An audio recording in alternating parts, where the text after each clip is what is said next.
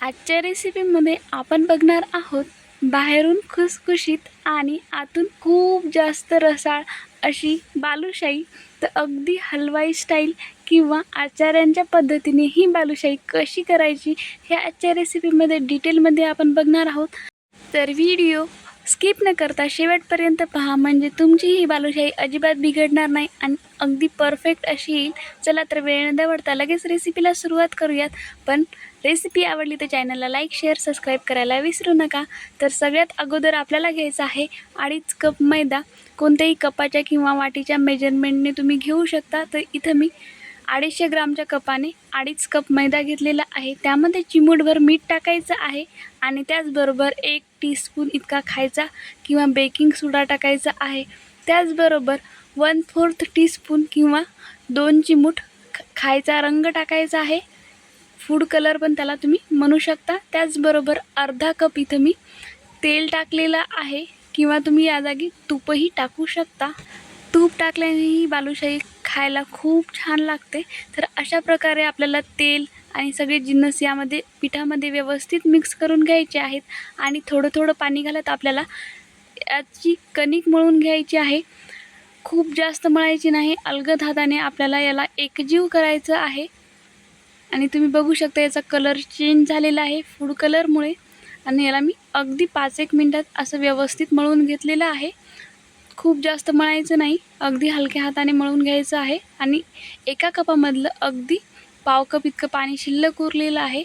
तर आता आपण पाक बनवूया। तर इथं मी पाकासाठी 2 कप साखरमध्ये 1 कप पाणी टाकलेलं आहे आणि याला गॅसवर ठेवायचं आहे आणि याचा एका ताराला कमी असा पाक बनवून घ्यायचा आहे।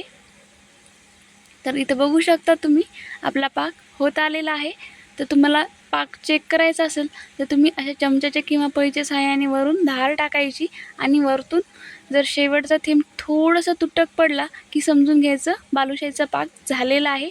तर हा बघा शेवटचा थेंब आपला व्यवस्थित असा तुटक असा पडलेला आहे। तर हे पाक बाजूला ठेवूयात। आणि आता आपल्या मैद्याची कणिक बघू शकता तुम्ही, अशी फुटर कणिक आपल्याला हवी आहे। तर तुम्ही बघू शकता याचे असे मस्तपैकी पापुद्रे दिसत आहेत।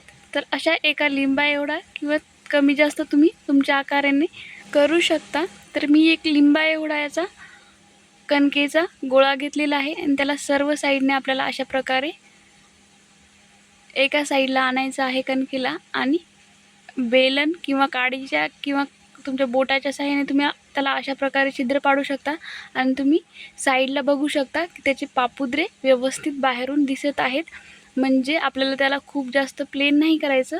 अशा प्रकारे ओबडधोबडच राहू द्यायचं, म्हणजे त्यामध्ये व्यवस्थित पाक जाईल जेव्हा आपण त्याला तळू किंवा पाकात टाकू। आणि तळतानाही त्याचे पापुद्रे व्यवस्थित बाहेर दिसतील आपल्याला।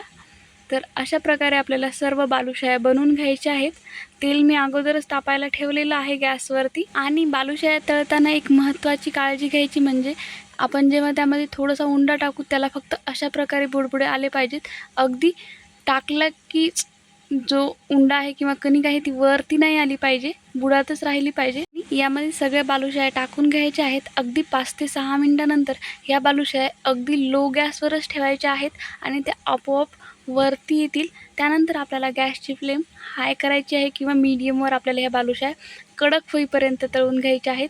तुम्ही त्याला झारा किंवा चमचा लावला की लगेच समजतात की बालुशाया कडक झालेल्या आहेत किंवा तळून झालेल्या आहेत आणि त्याचा कलरही थोडासा चेंज होतो। मी तुम्हाला जरी हा व्हिडिओ स्किप करून किंवा फास्ट फॉरवर्ड करून दाखवत असेल तरी एक बालुशाहीचं परतन तळायला कमीत कमी 10 ते 12 मिनटं लागतात। तर तुम्ही बघू शकता हे 10 मिनिटानंतर अशा प्रकारे आपल्या बालुशाया तळून झालेल्या आहेत। तळताना व्यवस्थित काळजी घ्यायची आणि लो गॅसवरच पहिल्यांदा आपल्याला बालुशाया तळून घ्यायच्या आहेत। तर अशाच गरम गरम बालुशाया आपल्याला पाकात टाकायच्या आहेत। तर तुम्ही बघू शकता हे झालेले आहेत आणि याला मी आता लगेच पाकात टाकून घेणार आहे। तर पाक आपला पहिल्यांदाच तयार आहे। तुम्हाला जर फूड कलर कणकेमध्ये किंवा पिठामध्ये नसेल टाकायचा तर तुम्ही पाकामध्ये पण टाकू शकता। पण जर पाक थोडाफार उरला तर आपल्याला दुसऱ्या याच्यामध्ये पण वापरता येतो, म्हणून मी पाकात टाकत नाही। तर तुम्ही बघू शकता अशा प्रकारे आपल्या सर्व बालुशाया तयार आहेत। आणि ह्या खूप छान लागतात खायला. अजिबात बिघडत नाहीत किंवा कच्च्या राहत नाहीत आतून. जर तुम्ही तळताना व्यवस्थित काळजी घेतली, थोडंसं पेशन्सनं तळलं, खुसखुशीत आणि आतून रसाळ बनते. तुम्ही बघू शकता, एक बालुशाही मी तुम्हाला इथे तोडून पण दाखवते. अगदी सहज तुटते, अजिबात कडक बनत नाही किंवा आतून कच्ची राहत नाही. अगदी हलवाई स्टाईल ही बालुशाही तयार होते. जर तुम्हाला माझी ही रेसिपी आवडली असेल तर चॅनलला लाईक, शेअर, सबस्क्राईब करायला विसरू नका. धन्यवाद.